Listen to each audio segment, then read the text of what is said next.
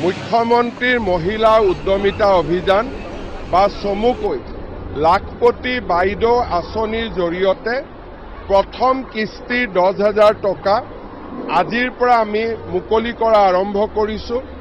আজি আমাৰ নলবাৰীত বিতৰণ হ'ল, অহাকালি জাগিৰোড, পৰহি মাৰ্ঘেৰিটা, এনেকে অহা 3 মাহৰ ভিতৰত প্ৰত্যেকটা সমষ্টিতে আমি এই পুঁজি বিতৰণ কৰিম।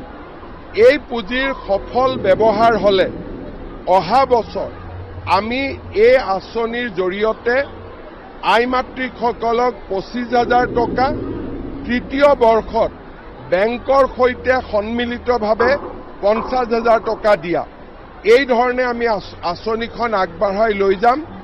নলবাৰীত আজি 34,000 মহিলাই উপকৃত হ'ব। 34,000 মহিলা মানে 34 কোটি টকা আজি নলবাৰী সমষ্টিৰ আইমাতৃসকলৰ মাজত আমি বিতৰণ কৰিব পাৰিছোঁ।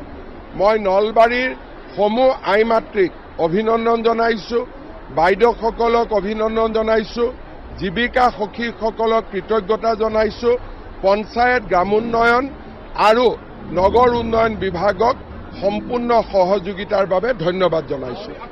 40 লাখ মহিলা 4,000 কোটি টকা প্ৰতিশ্ৰুতি কঠিন আছিলে। ৰূপায়ণৰ বাটতো বহুত বিত্তীয় দৃষ্টিভংগীৰ পৰা বহুত সমস্যা আছিলে, কিন্তু আজি আমি সকলো বাধাৰ প্ৰাচীৰ পাৰ হৈ এই দিনটোত উপনীত হ'লোঁ।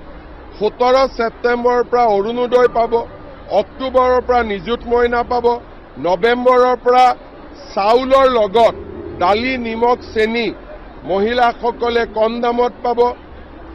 মেট্ৰিকৰ কেণ্ডিডেটে 300 টকাকৈ পাব। জানুৱাৰীত গেছৰ চিলিণ্ডাৰতো অৰুণোদয় পৰিয়ালে 250 টকাকৈ ৰাজসাহায্য পাব। গতিকে মই ভাবোঁ অনাগত 6 মাহত বহুত দৰিদ্ৰ মানুহ, মধ্যবিত্ত সমাজ চৰকাৰৰ পৰা উপকৃত হ'ব।